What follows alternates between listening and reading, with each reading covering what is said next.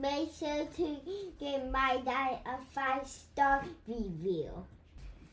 Make sure to like and subscribe to his YouTube. Thank you for listening and enjoy the show. I'll say this, I do think we are actually at a place of a hinge point in history that is different than anything I've lived through. Anyway, I think there may have been others, but I think some people think, well, I've been alive in the 1960s and the civil rights movement, that would have been, I could have been out on the line. And, I kind of think we're there. And I think this moment is that kind of moment. And I actually start the book with a chapter on future regret. Is where I start, and asking, what do we need to do now so that we don't regret what our actions in the future, and that it is going to be that moment where our kids are going to ask us, "What did you do when that was going on?" Our grandchildren are going to ask us, what was going on with you? What were you doing when all that was that I'm reading about in my history book right now was going down? What was happening? And I think it's not an exaggeration, that's where we're at. So I guess my hope is that people will realize the bright lines that are being crossed, that people will realize, it's kind of now or never for standing up for the kind of world we want to live in and the kind of faith we want to see be real, in the world.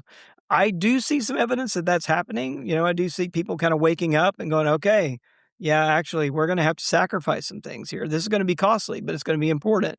So I do think I've seen, churches I've been to speaking at, a new urgency, I think, and a new kind of awareness that, this is not business as usual. This is not, just the crisis of the day, but there's sort of a bigger zeitgeist happening here, and it's kind of our moment to kind of step into the gap. Hey, welcome back, Faithful Politics listeners and watchers, and welcome back to our Church and State 250 project. I am your political host, Wright, joined as always by your faithful host, Pastor Josh Burtram. And this week, we are looking at a new part of the American history and religions part in it. So up to this point, if you've been following along, you've already been inundated with talk about the Doctrine of Discovery, Manifest Destiny, the Constitutional Convention, and even some myths that, may have been surrounding the founding. But today, we are actually shifting into a new part of American religious history where we are looking at a part of history where predominantly white Christians were using the Bible in ways that oftentimes subjugated, enslaved, and even torture people in Jesus' name. And to help us better understand that history is Robbie Jones, who is the president and founder of PRRI, the Public Religion Research Institute, where he has spent lots of years studying the intersection of religion, race, politics, and the American identity. He's the author of several important books, including The End of White Christian America, White Too Long, which is also currently banned at the Naval Academy, The Hidden Roots of White Supremacy, and he has a new book coming out called Backslide. You can go ahead and show the There you go. Thanks for the carefully plug. placed product, which traces parts of the American racial and religious story back to the Doctrine of Discovery. And we are just so happy to have him back on the show. So welcome back to Faithful Politics, Robbie. Oh, thanks. Glad to be back with you guys. Yeah, it's good to have you back. And we have a lot to talk about. So we're just going to jump right into it. So up to this point, we have talked about the role of religion and things like the Doctrine of Discovery, Manifest Destiny. I already kind of talked a lot about it at the top. This week, we're turning more to Christianity's rise to power after this period. So for people that are kind of new to this history, help us understand, how should we be thinking about Christianity after, the American Revolution, the Constitutional Convention, and all of that history that's now behind us? How should we think about it? Yeah. Well, let me first give the caveat here. I am not a historian, but it has been the case that as I've been writing, I've been drawn more and more into history as a way of understanding the present. I've actually said if I could go back, I might actually do a PhD in history rather than sociology. The sociology keeps pulling me into history. So I'll with that caveat, I and some trepidation to my historian friends, I will jump in. But I'll start with a document that's fairly personal to me. It's actually on a shelf right behind this chair behind me. I have my family's Bible for my mother's side from 1815. And so it's been handed down through my mother's family. I received it when I went to seminary back in the 90s for my mother and my grandmother. But it is a Bible that my family carried down from Virginia, where they were during the Revolutionary period, down to Georgia and then where we stayed. So in fact, I was born in Atlanta.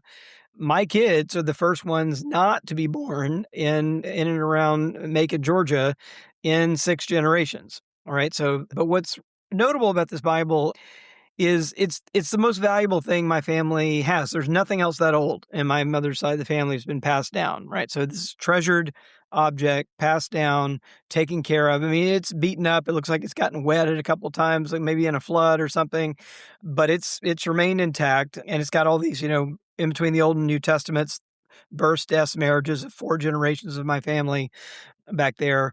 But as I've done genealogical research, like what I found out is that, so I grew up Southern Baptist, and we were Baptists all the way back. And what I found out is that we were actually Baptists before there was such a thing as Southern Baptists. We were just Baptists in 1815 when this Bible was first owned by my family.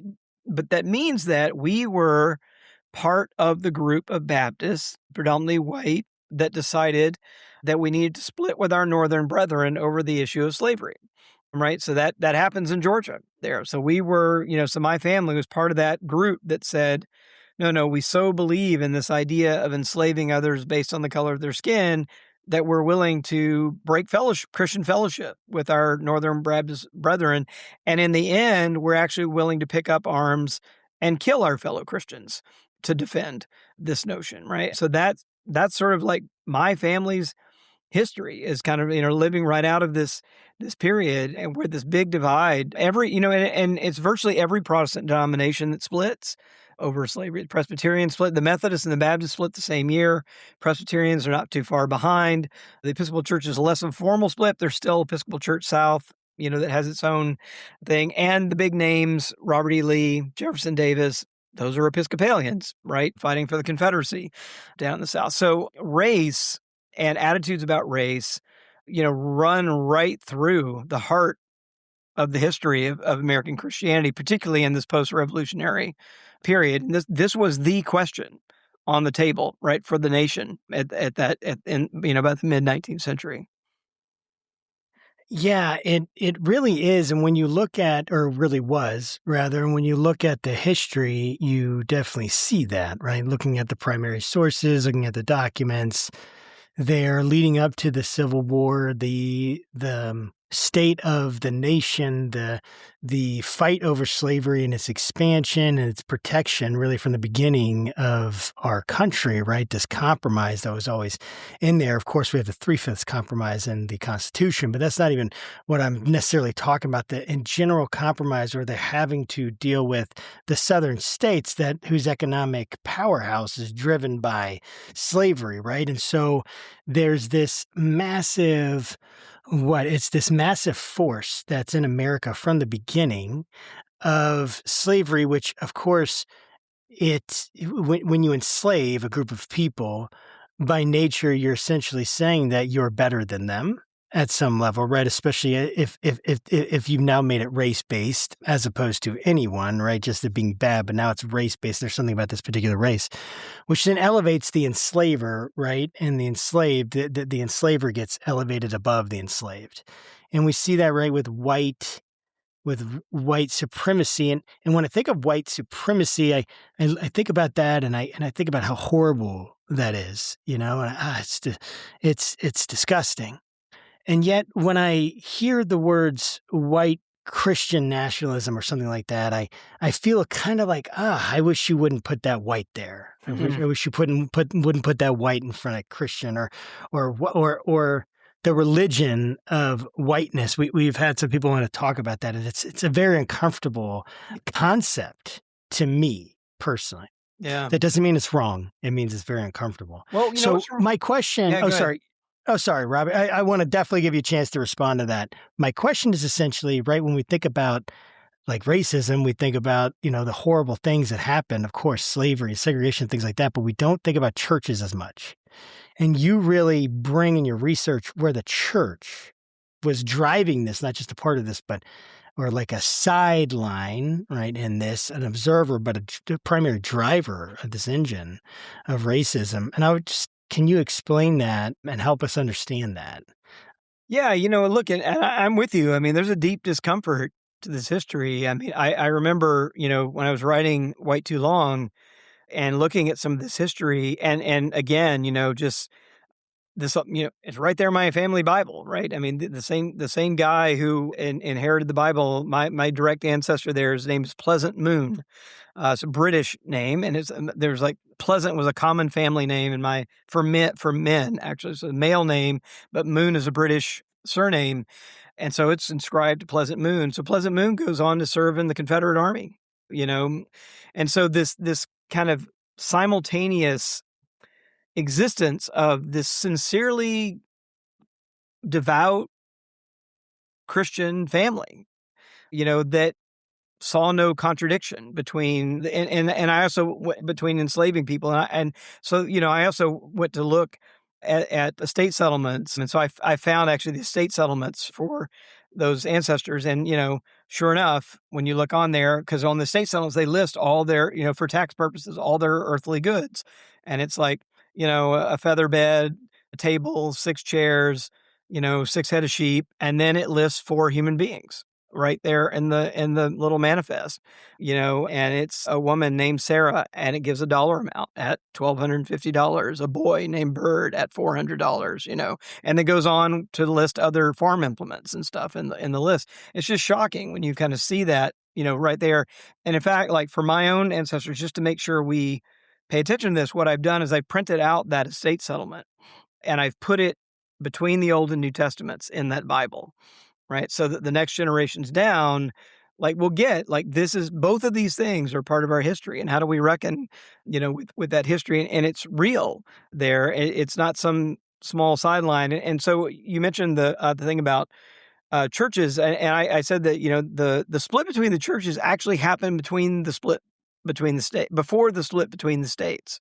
And so one way of thinking about this is that I was never taught this way, but I think the plain reading of history is that the split over slavery in the churches was the dress rehearsal for this political split between the states. Right. So they did that about, 15 years before we had a political secession. We had ecclesial secession happening in the South. And I was never really taught to think about it that way. And it's not just kind of not coincidental, because actually the people who were the architects of the Southern Baptists seceding from the Triennial Baptist Convention and their connection to their Northern brethren were actually some of the same people in the rooms leading the prayers when the Southern states were seceding in those legislatures. I mean, they were prominent citizens and clergy, and they were in the room, leading those prayers. Basil Manley Sr., who I write about in White Too Long, first founder of Southern Seminary, a kind of flagship seminary of the Southern Baptist Convention, chairman of the board there, helped raise the money to found it. He was also the person in the carriage with Jefferson Davis and who said the prayer at Jefferson Davis's inauguration as the president of the Confederacy in Montgomery, Alabama, right? So these things were all happening, at this and called down. It's like this long, flowery prayer about how the Confederacy and enslaving Black people is God's ideal plan for human society on earth. I mean, that was the worldview. Stay with us. We'll be right back. Women were vital to the history of American Christianity. But now growing numbers of women are quitting the church over misogyny, abuse, racism, homophobia, and the big banner that seems to connect it all, Christian nationalism. I'm Sarah Stancorp, and my new book, Damned If She Does, is about why millions of American women have quit church and what it means for the future. Keep listening at the end of this episode for an exclusive Faithful Politics sneak peek.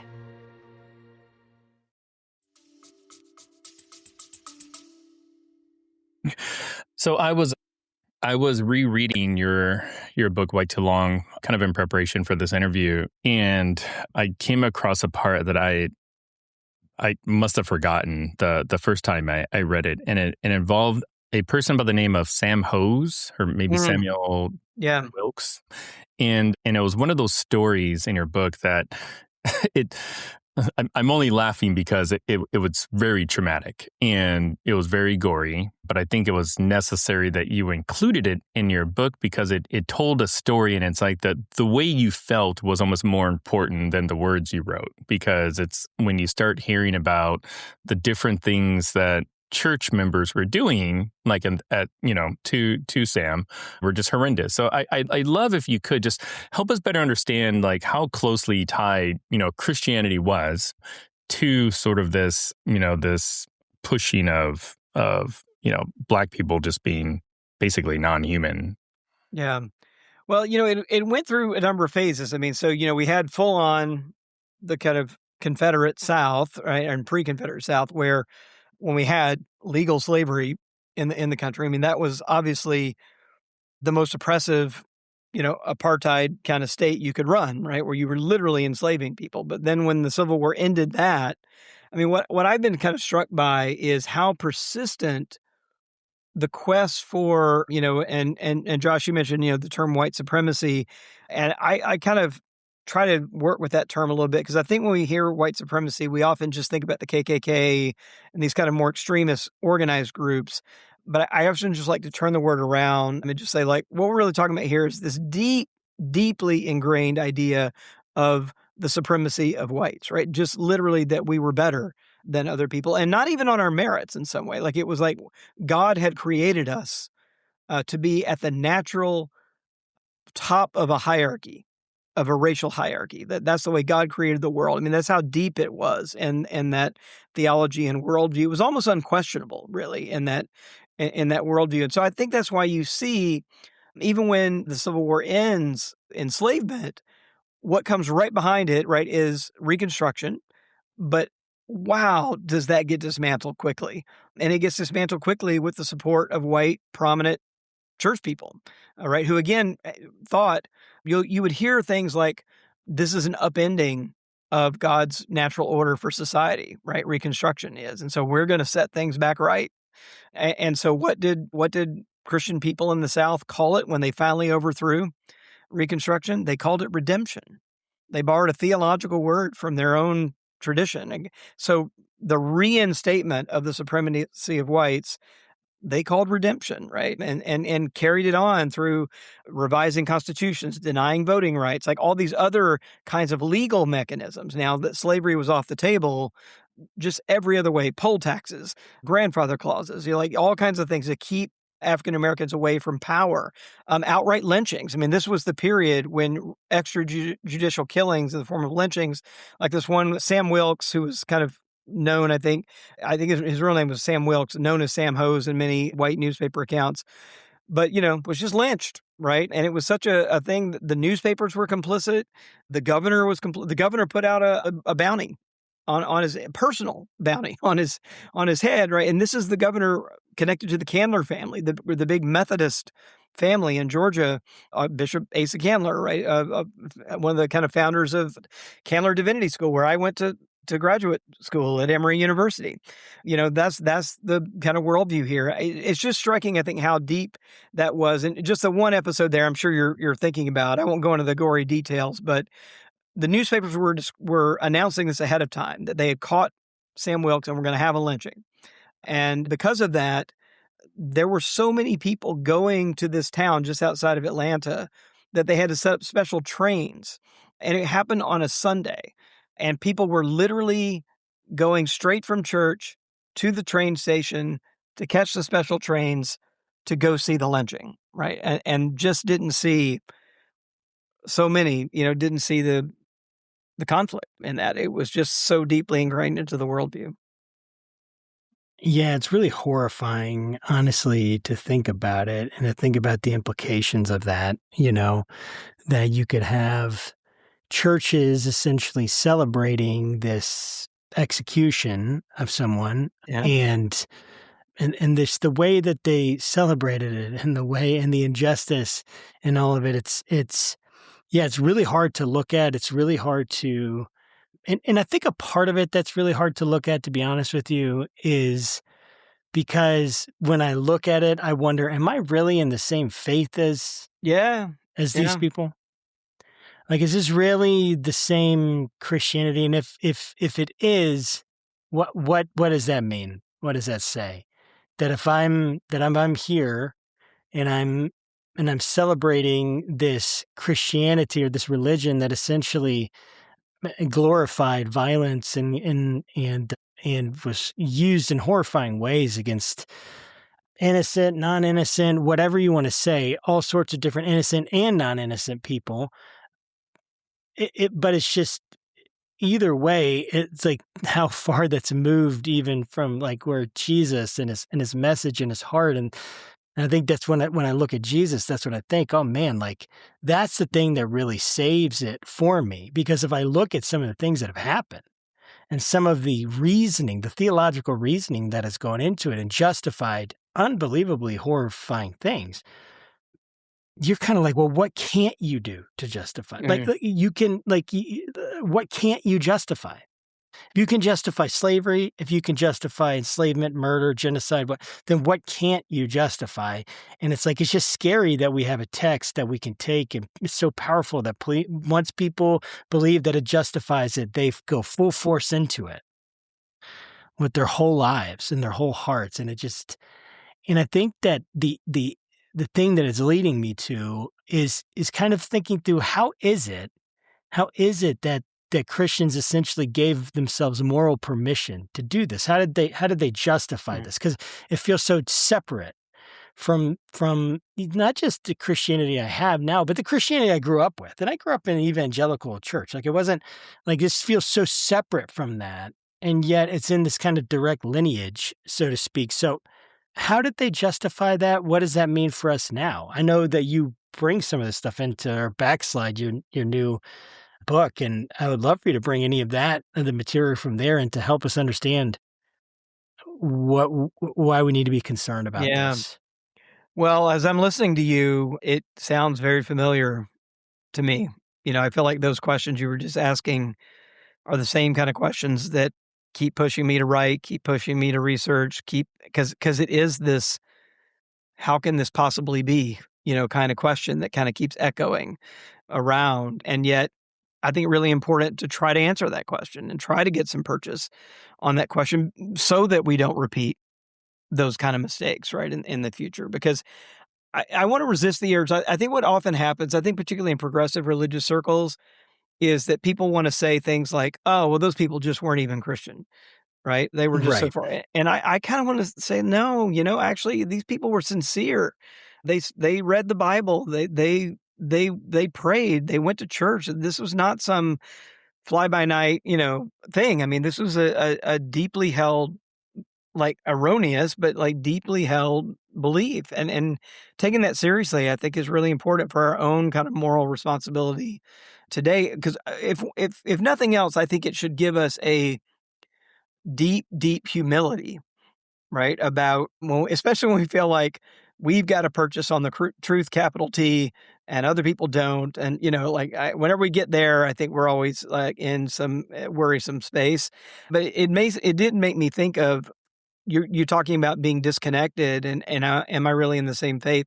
I mean, the thing that made me think of something's not even out of this period, but much later, but even as late as, the 1960s, I'm thinking about Martin Luther King's letter from Birmingham jail, where he has this impassioned anguish section in the letter where he's imagining kind of the Birmingham, Alabama skyline, right? With all of its proud, tall steeple, fancy churches, big, he even talks about big education buildings, large sanctuaries.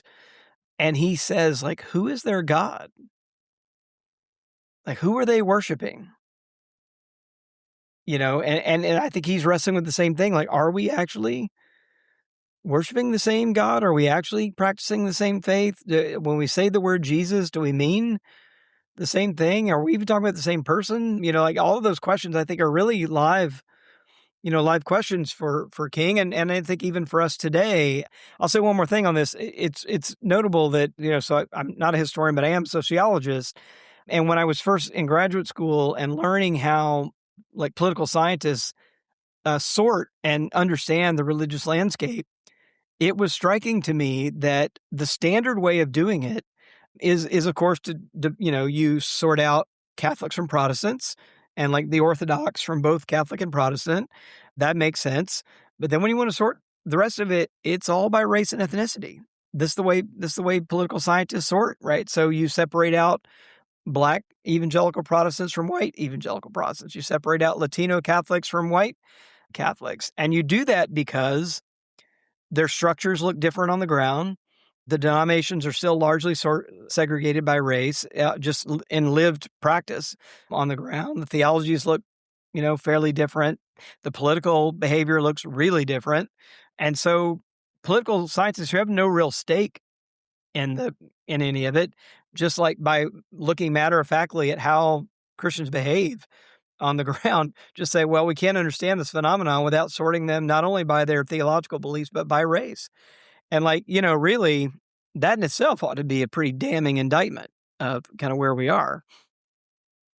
I want to ask you a question that kind of taps into a little bit of your sociology expertise and try to better understand like white Christian, kind of just the term, because I know that in your writing and even just in this interview, we've used the term white Christian quite a bit. And I'd love for you just to kind of help us just define like what is white Christian. And then, if you can, I'd love also for you just to kind of define white evangelical Christian, because oftentimes when we talk, especially on this show, about Christian nationalism and all kinds of other topics where white is the first word in that title, sometimes I get the sense that it will make people very uncomfortable. Like Josh said, I mean, when we had Michael Emerson on the show, he was talking about the religion of whiteness, and it was like, yeah, that funny feeling you get whenever someone mentions the word white, like that's that, So help us better understand like what white Christian or white evangelical Christian really means when we're Well, look, if you're Christian and you feel uncomfortable when an adjective like white gets slapped on front of it, that's because we should be uncomfortable with that, right? I mean, it should be a ridiculous thing to say. It really should, right? Black Christian, white Christian. But here's the test. We all know what it means, right? When people use that, do you have a gut sense of like, oh, there's a reality in the world that's describing, when we say the Black church, right? Like, okay, it's not a perfect description of like what's in the world, but it's enough of a reality in the world that people go, oh yeah, okay, I know what that means, right? That we're talking about. Or even something like historically Black denomination, right? A historical or predominantly white denomination. And again, it's just the lived reality of how these things have developed in the world. So in terms of sociology, though, I have the convenience of we actually allow, like if I'm talking about research, we actually allow respondents to self-identify. So we will just ask them in the survey, what's your racial identity? Are you consider yourself white, African American, or Black, Asian, whatever, Pacific Islander? We have a whole list of things. We do ask, just so everybody knows, we ask separately a question about ethnicity, about a Latino descent specifically. So you could be Black and Latino, or white and Latino, for example, or Asian and Latino. You can identify separately those. But then when we sort it out, and you could just see it in the, again, in the data. So for white evangelicals, there are people who identify as white, as non-Hispanic, as Protestant, as Christian, and as born again or evangelical. So it's a 5-part definition for sociologists that classify them. And then they're separate from, even in the white Protestant world, the marker is there's a separate group of people who say they are also white, non-Hispanic, and Protestant and Christian, but they are not born again, do not consider themselves to be born again or evangelical, right? Those are sometimes called the mainline Protestants or non-evangelical, white Protestants. So for us, and when I'm using it and talking about data, it really is about how people self-identify. What's remarkable about that is that you really can just map it.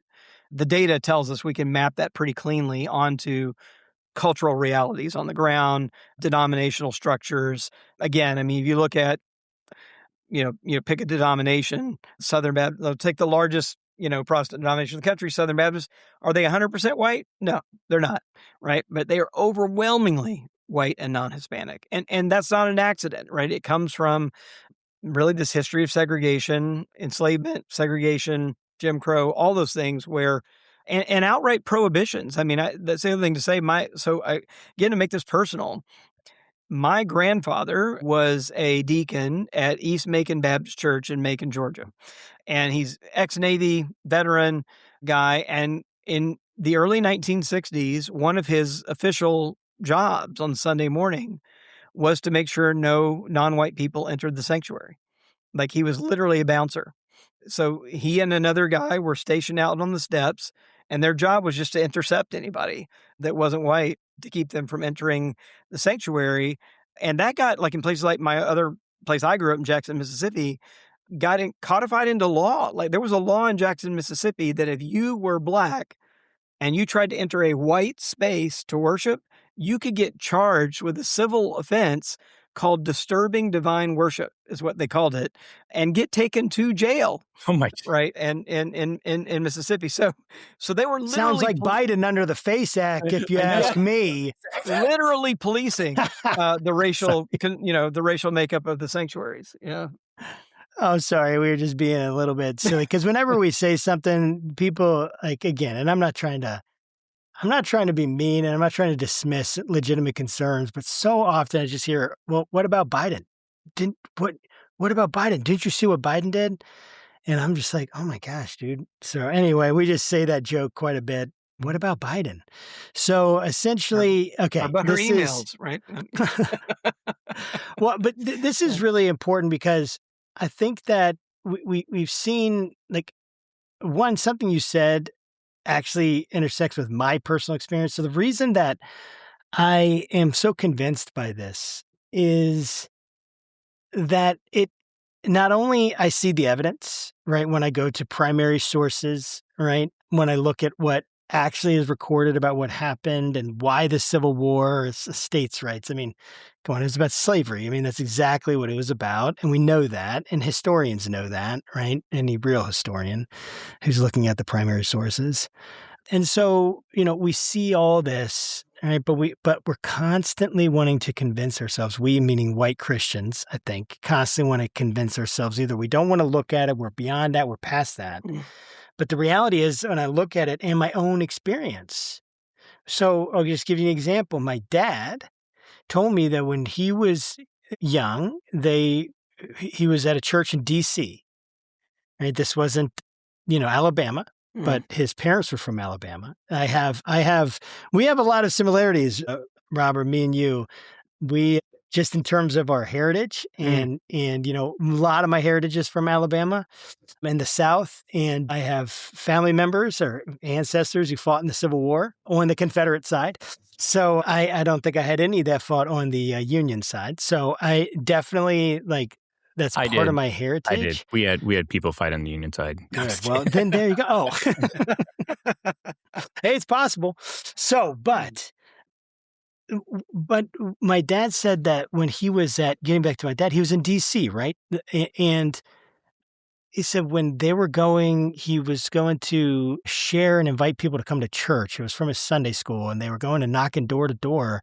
And the Sunday school teacher instructed him, if someone who is Black or they're not white answers the door, say, I've got the wrong house. Sorry to bother you. Yeah. And go to the next house. Okay. So this is the Pentecostal, Assembly's of God church, whatever. I don't know which church it was. I didn't think he ever told me. But that's not, it's what was happening. It's what was happening. And the idea that somehow we got some laws passed and everyone just changed their mind and moved on. I think culture in many ways tried to move on, and yet obviously we're seeing there's this constant tension here with that. And I would love to move into the idea of public memory and essentially how public memory has and how white Christianity, in your research and in your argument, how did they preserve this public, almost like they controlled the narrative kind of thing, public memory, trying to control what people thought about the past. How did they do that? What were the mechanisms of that? Did that in fact happen? I already kind of know the answer to that, right? But I just want you to answer that and then kind of show us how and why it happened. Yeah. Well, I in Way Too Long, I write about one of the more powerful organizations that kind of ran through Christian churches. It was called the United Daughters of the Confederacy. If you see a monument to the Confederacy in the South, odds are pretty good that if you'll look around the backside, there'll be a plaque that says, placed by the United Daughters of the Confederacy, and it will have been placed somewhere between 1900 and 1955. Like, that's when most of them went up. A big jump of them in the 1920s, another big jump after Brown v. Board of Education is passed, right? It kind of reassert. And there was this, so I think there was a whole narrative of the lost cause of the Confederacy. It's kind of what it's called, right? They may have lost the war, but the greater cause, we've still there. And like, so I don't live there very far from Richmond, Virginia, right? Was the capital of the Confederacy. And they, particularly there, built this entire monument avenue, which had all these Confederate monuments down there. And the biggest one on the end was actually to Jefferson Davis, Mississippian, right? And on there, they depicted him resigning his Senate seat to go be the president of the Confederacy. He was a U.S. senator. And in his memorial, it was this huge fluted column, maybe like 50, 60 feet tall. And on top of it was a gold statue of a woman with her finger raised toward the heavens. And under it in Latin, it says, God will vindicate, right? So even though the war was lost, right, God still is going to vindicate this worldview at the end of the day. So there's a whole narrative, so there were textbooks, essay contests. They were controlling the textbooks that went into public schools and certainly private schools. The eruption of, it's really quite sad, right? That if you're in the South and you see a school that has the word Christian Academy on it and you trace their history, almost certainly they were founded in the 60s or 70s as a segregation academy, as a place where good white kids could go and not have to go to school with black kids. And it was also a place to keep these narratives alive, right? So I think it's just like a whole set of things, like that, they get put in place to kind of preserve this other story.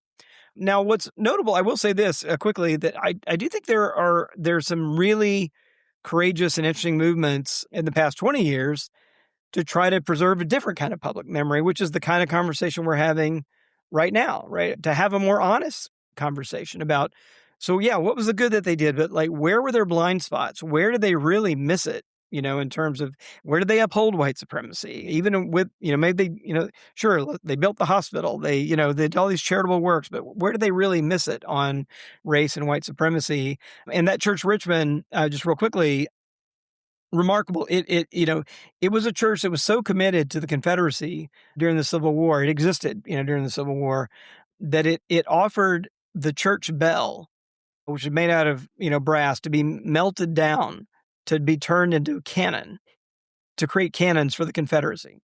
Now, the Confederate Army kind of said, we're good, we don't need your bell, but they did offer it, to a church bell to be an instrument of violence, right, on behalf of enslaving other people. That's where they were in the Civil War. But when it came time, they were in one of those traffic circles with the monument to Jackson. And when that monument was taken down during the Black Lives Matter movement, that church came out and rang that same bell in solidarity for the monument coming down in the last, 10 years. So, that arc, I think, from a church that was so committed, right, they were going to give their bell to commit violence, to one that was going to ring that same bell in solidarity with this monument to supremacy coming down is, I think, a really hopeful arc of how a different, public memory can work both ways. Yeah, I really love that. And for those that don't know, Josh and I probably live 20 minutes from Richmond. And I remember when the Black Lives Matter protest took place, I was working at the time, but my wife took my kids to the big Robert E. Lee statue that was going to be taken down. And by that time, it was all graffitied and everything. So, but my wife got a picture of my two kids sitting like right there with all the graffiti and all the bad words in the background, and I remember just looking at the photo and telling her I'm like, wow, like even though I wasn't there, I mean, like my kids they're Black, they're Vietnamese, they're Polish, and they're Italian. and it's like just to see them sitting right in front of this big, graffiti statue. I don't know. For me, it was very symbolic. It seemed like that's sort of the arc, right? like it does bend towards justice, and at that moment, it was bending towards justice. But I want to learn a little bit more about like not just how Christians kind of help promote this anti not anti-segregation, but just this idea that Black people were inferior to them.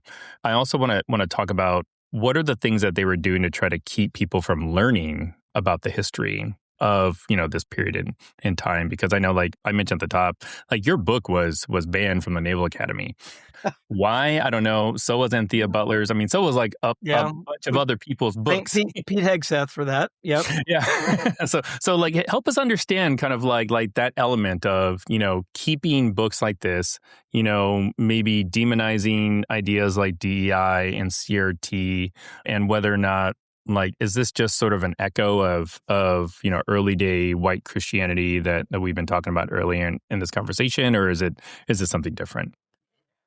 Yeah, to me, it seems pretty clear that it's just a straight backlash, right? It's a backlash to Obama. It's a backlash to the Black Lives Matter movement. And these things are pretty tightly connected to each other in terms of time, for sure. And I think it's also a backlash to the fact that there was some real movement, cultural movement, I think, in the country on these questions, right? And we saw this, we've seen this before. So, like, again, I kind of go back. You could see these spikes in American history.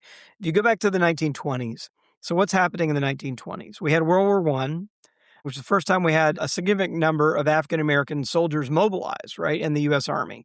It had a very difficult time, often given menial tasks and segregated from white troops in many ways, all that stuff. But they had served their country. They had many of them given their lives, many of them shed their blood. Certainly all of them risked their lives for that. And then they came home, and many of them were like, yeah, no, I'm not going to go back to, being a second-class citizen after I have put my life on the line for my country. And so it led to some conflict, right? When African Americans were pushing for their rights in the 1920s, and it turned into one of the most bloodiest decades of lynching, right? As whites were reasserting their dominance there. I mean, there's a spike. See, the same thing in the 1950s when Brown v. Board of Education rules that you cannot have separate but equal schools are no longer constitutional. You are going to have to desegregate the schools. And that, I think, for many whites and white Christians was sort of a nuclear event, because it meant you couldn't control the narrative, right? You could, for the next generation, because that's where kids learn. Who are we? Where have we been? Where do we come from? All those kind of questions. You couldn't control that narrative anymore in the same way. And so I think, and again, it did lead to this mass exodus of many white Christian kids from public schools, right? Setting up their own private schools to kind of avoid, that narrative. So, I think we have seen these kind of episodic reactions, and I think this moment we're in is a very similar one that we did see. We had our first African-American president who was elected not once, but twice. That's notable, right? And then we had this movement for truth-telling and reconsidering our history and really retelling our history and who we are as a country, along with the great demographic shifts. And the country is becoming more and more diverse at the same time. All that happening at once. And I think this moment, and really the way that I think Trump has leaned into really just a re-embracing of white supremacy is about this anxiety that many white people and white Christian people have felt over having to kind of, look in the mirror and having these very uncomfortable conversations with, wow, okay, we've got a pretty complicated story to tell about how we got here, right? And it's not, and if you pull that volume off the shelf in the church library that tells about the founders of the church and they're all saints and heroes, that's not actually going to cut it anymore if we're going to tell an honest story of how we got here. Yeah, that makes actually a lot of sense to me. And truth is so important to go back and take an honest look at where we came from, at the past, at what's going on, to kind of notice the same patterns, the same institutions, the same kind of forces, maybe that we can try to see. Maybe they're not the same people, but there's some kind of similar ethos. There's a similar, right, vision even behind it, and learning how to kind of discern this and figure this out. And one of the problems, I think, is that it was so overt, right? The racism by today's standards, of course, but even, just objectively overt, right? Let's say Brown v. Board rather of Education, the 50s, and then you have the Civil Rights Movement, right? That's sweeping through that. And of course, the legislation of the 60s made a massive shift. And it seems like things went underground. That's kind of the argument I keep hearing. It wasn't overt and now became covert, or right. And even this idea of a lost cause and things like that. But even that now was almost taken under after its popularity waned in the public eye, or at least, and I might be getting like this wrong. So obviously bring correction as you see necessary. But the question is what we see the manifestations of like Christian nationalism. We're talking about like white evangelical, their identity and how there's some overlap. But could you even bring the story like from the 60s, from like the civil rights legislation, even like what happened in the political shifts, and then like of white Christians, and then how that kind of trace it for us, even maybe in more major steps, trace it for us today, where here's what we're seeing right now, if that makes sense. Yeah. I'll take a stab at it. I mean, the couple of things I'm just thinking about, and I'm from Mississippi, right? So Mississippi was, the state dragging its heels more than any other state on these issues. But to give you a sense of it, so I was born in 1968. I'm 57. I was going to elementary school in the 1970s. And, it wasn't until I was in third grade that the Jackson, Mississippi public schools were finally integrated. That's 2 decades after Brown v. Board of Education, right? I remember getting my first black classmates, my first black teachers. And what was crazy about it is that there was just this conspiracy of silence among my parents, among my pastor, my Sunday school teachers, my white teachers. Nobody would talk about it. Like, it was just like, nope, actually, this is just happening. And we're like, well, why is this happening now? Why was it the way it was before? Like, all those kind of questions, and like nobody's going to talk about that. Like, this is just the new normal. That's all it is, right? And so that was in the 1970s. Wasn't until the 1980s that we got, I think, even in a town that was nearly half black in Jackson, we got our first black representatives on the city council, because they had gone through all kinds of shenanigans to keep redrawing the wards. And then they went to these at-large elections to keep a black ward from having a black representative on the city council, like all these kind of, shady things going on. It's not that long. I think that's the kind of wild thing. It's really not that long ago. I mean, I was in high school before we got our first black city council member. Mississippi, the state now is 40% black. It only has one black congressional representative, Benny Thompson, who our governor has now vowed to gerrymander out of his position, right? Then we may be left with 0 black representatives in a state that's 40%. And like, that doesn't happen by accident, right? That's an intentional racial strategy, right? And, Governor Tate loves to talk about his faith.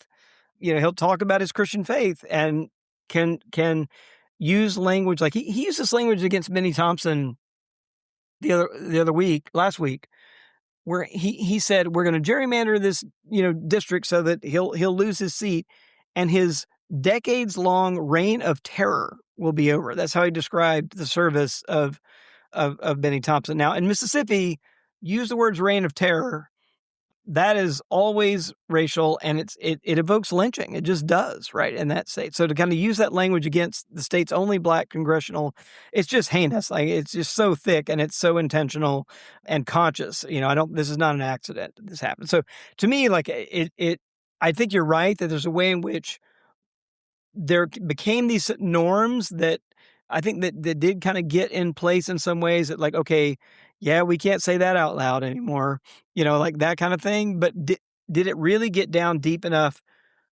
to the point where, oh no, it's not that we can't say it, it's sinful, right? And I'm not sure it ever kind of got that deep. And so what we're experiencing, I think, is this, like, people who were never really fully convinced in their bones that white supremacy was wrong, right? And so you'll hear language now, like, and it's a little coded sometimes, not so coded others, but when you hear words like Western civilization, Pete Hegseth loves to talk about, he's like, if you love, American society now, think a crusader, right? And this kind of the new document that the Trump administration just put out on domestic terrorism that talks about we're going to proceed with civilizational confidence.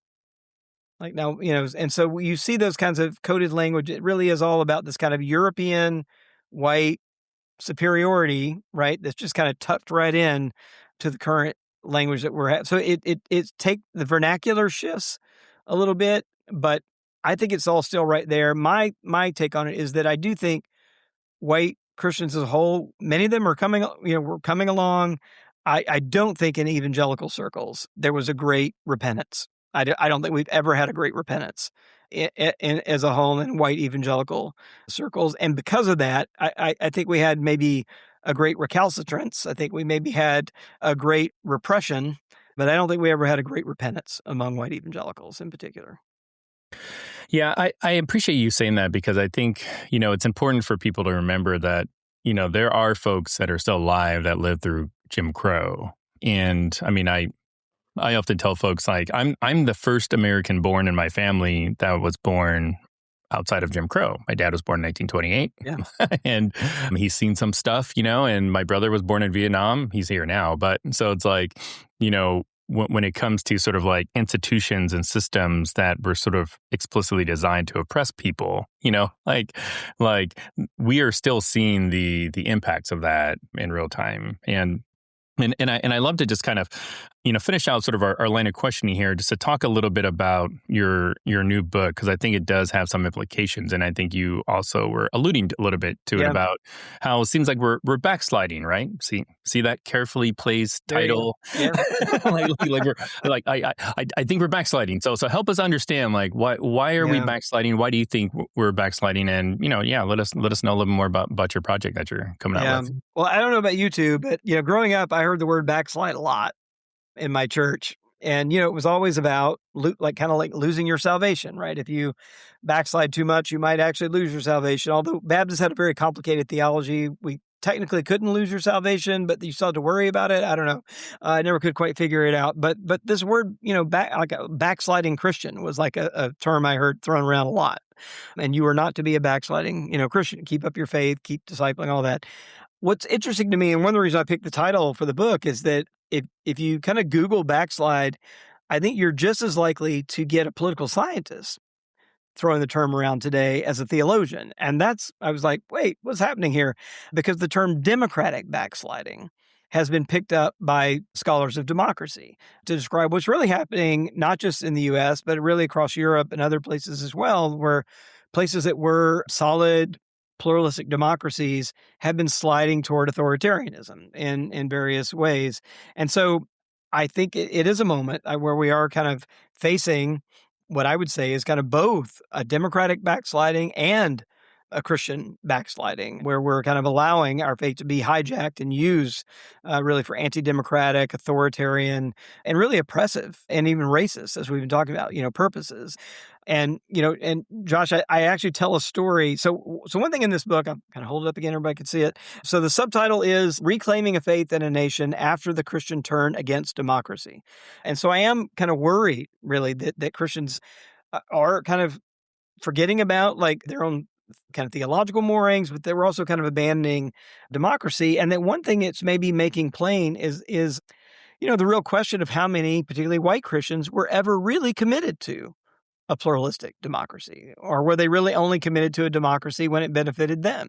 Because I think now we're at the point where the country's diverse enough where, part of democracy, and whether you're committed to democracy and equality, is that you're willing to lose, right? You're willing to lose an election. You do your best, you run, and you may win, but you may lose. But part of a democracy is if you lose, you admit that you've lost, and then you go and you reorganize, right? You try to convince people, you try to persuade, you try to bring people to your side. And like, that's the way democracy moves forward. And I'm worried that we're kind of, losing this, but I do tell a lot of stories in this book about partly how I think things have gone wrong. And Josh, interesting enough, one story I tell in the book is I have a whole chapter on witnessing. And I tell the story about my Baptist church growing up. And we were on the working class side of Jackson, Mississippi. And we had this thing called continued witness training. I don't know if you remember this program out of the Southern Baptist world, but it was about kind of training people how to share their faith, right? And so we would go out and do visitation on Monday nights at church. But here's the thing. It was in the early days of computers. And we would get a printed out list on those kind of dot matrix printers with the little perforated sheets, right? I can hear the sound. Yes, right. And we would get those sheets, and they would have names and addresses on there. What I did not realize until later is that those printouts were circumscribed by the way that Jackson, Mississippi was redlined, so that we were only getting addresses from white neighborhoods. So we were never going to be sent to a neighborhood that was known to be a non-white neighborhood, right? And very similar. If we were, you were like, oh yeah, wrong house, sorry, good luck. But that it was actually systematized, right? And that we just knew, okay, these neighborhoods are probably maybe prospective church members, and these are definitely not. And so, trying to wrestle with that kind of history and trying to kind of heal from that kind of history and kind of how it may still have us caught up, today. So it's a lot of personal essays. It's probably also as much an urgent appeal for action as it is analysis. And I think that's one thing that makes this book a little bit different than the other ones.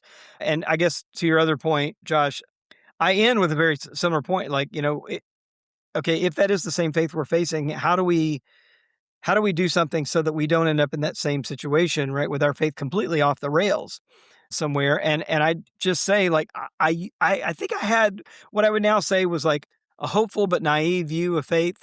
And that was that I think I did, maybe it was even like a magical or superstitious view of faith, where I actually thought that the Bible or the church could somehow magically keep us within the bounds, right? That there was some power in like maybe the Bible as a totem almost, like itself, like that it could magically keep Christians from getting too far astray.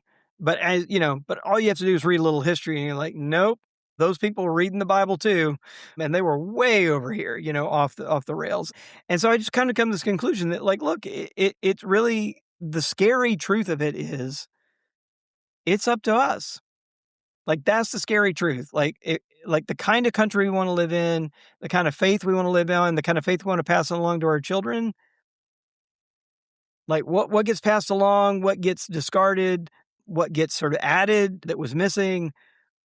That new recipe, right, is what I think God calls every generation to do, right, to build. Like, that's our responsibility. But the scary thing is, like, there's nobody going to save us from ourselves. We have to kind of assume that responsibility. I think that's part of discipleship, part of like leadership and responsibility is really assuming that mantle and saying, okay, right, because what the world is going to experience of Christianity while we're living is nothing but the Christianity we're living out, right? And we've got to convince more people than not that this version of Christianity, right, is the version that's truer to the teachings of Jesus than that one. And it's a scary thing, but I think at the end of the day, like, I hope the book is kind of a call to stepping up at this kind of critical moment in American history and, picking up the mantle. I really, really appreciate that. And I agree with your call. I agree with your sense of urgency about it. We're in a really, really strange place as a church in America, and we've been in really strange places before. So I guess it's just I don't know. I guess it's just life, but it's our moment and we have to live in it. And I agree. Like, no one's going to come down from the sky, right? And save us. If God wants to do whatever God wants to do, I'm not going to be able to stop him. But I can't sit here and look at history and think, oh, yeah, we can just not speak up, not say anything, just keep, life as usual and everything's going to be fine. Like, it depends on somebody else, to say things or somebody else to do it. And it's been hard. It's been a hard realization for me to come to the place where I felt like God himself, and if I'm being really vulnerable and honest, like almost felt Jesus himself calling me into a place like, hey, when you get out there, they're just going to treat you just like they treated me. Now, I'm not Jesus by any means, but I do love Jesus and I do try to follow Jesus. And they did treat him horribly because he challenged the idolatry of the culture in all of its forms, and they hated him for it. So it's been an interesting experience, and it's nothing, right? I mean, I'm not persecuted, just people getting angry at me and saying mean comments online, boo-hoo, but like, there is a real cost. I mean, there's probably some financial costs I've incurred with people not, giving when they could have and things like that, just in various ventures. But it's definitely a real call, and I think it's an important call. And I would love for you to kind of give your in that heart, and I think you've kind of just said it, but what are you hopeful for in 250? What does this celebration mean to you, and what are you hopeful for? Yeah. Well, I do think in some ways, well, not in some ways, I'll say this, like, I do think we are actually at a place of a hinge point in history that is different than anything I've lived through. Anyway, I think there may have been others, but I think some people think, oh, well, I've been alive in the 1960s and the civil rights movement, that would have been, I could have been out on the line. And, I kind of think we're there.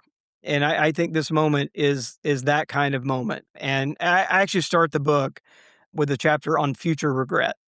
Is where I start, and asking, what do we need to do now so that we don't regret what our actions in the future, and that it is going to be that moment where our kids are going to ask us, "What did you do when that was going on?" Our grandchildren are going to ask us, "Yeah, what was going on with you? Like, what were you doing when all that I'm reading about in my history book right now was going down? Like, what was happening?"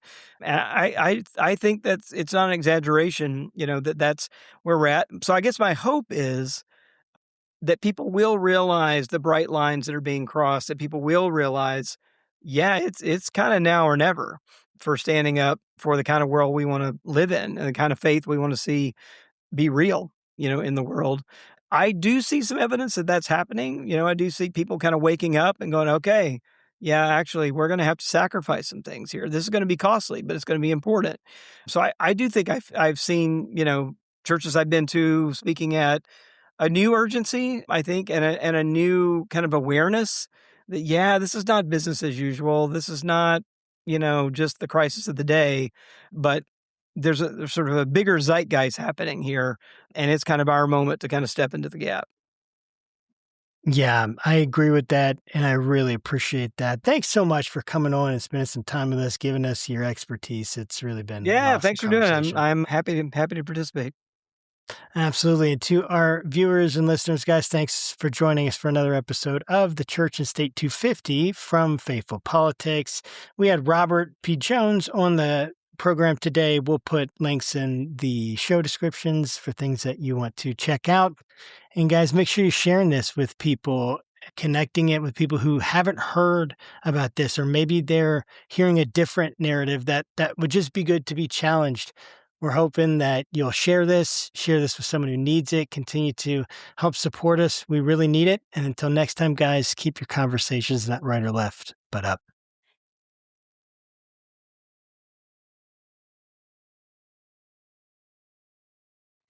Hey, welcome back to Faithful Politics, and for our brief little interview with the one and only Sarah Stancorp. How's it going, Sarah?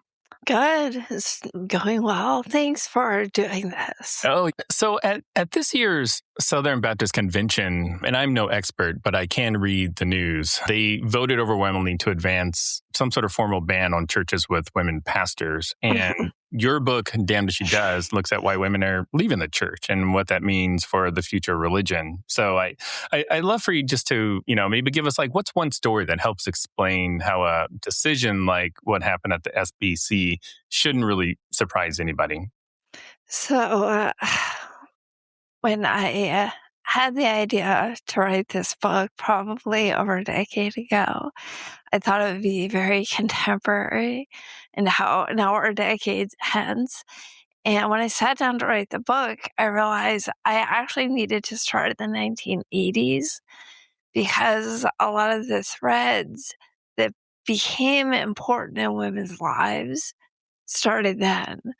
And I know this mini interview may become part of a broader conversation on Christian nationalism. As I look at the way evangelicalism, how the Christian right has embedded itself with our politics and really turned into a Christian nationalist machine, a big piece of that is Christian patriarchy. The way women are oppressed within this system is kind of a model for oppression of all of us. So jumping back to the beginning of the book, I started with Danuta Soderman, who was a co-host of the 700 Club with Pat Robertson. And she was granted a bit of influence there.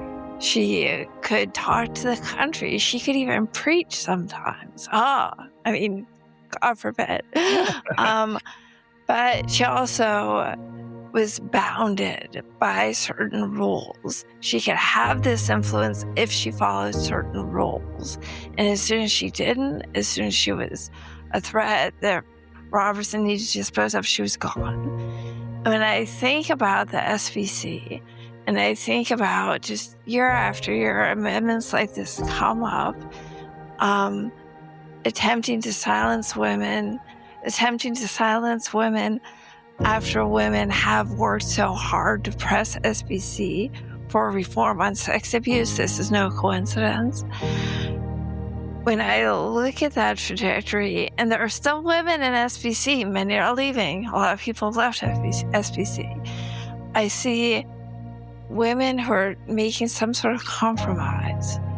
And they're there, whether it's for comfort or community or because they're too scared to leave and they know what they'll lose if they leave.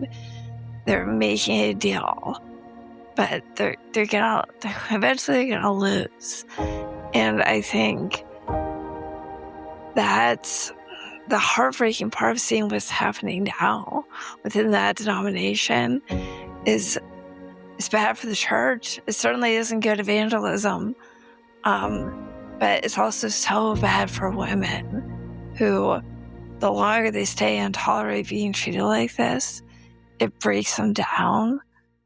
And eventually the only way to safety is to leave. Wow. Well, your book, Damned If She Does, when does it come out and where can people buy it? September 15th and everywhere. Everywhere we can get a book, you can buy a book there. It's going to be a big publication day. A bunch of other big books are coming out then. So I'm hopeful September is going to be a good month for dialogue about faith in America, especially in our current political situation. Yeah. And your website? sarahstancorp.com. That's easy. And I will make sure all of this is in the show notes. And thanks again, Sarah, for stopping by and telling us about your book. Thank you. Awesome.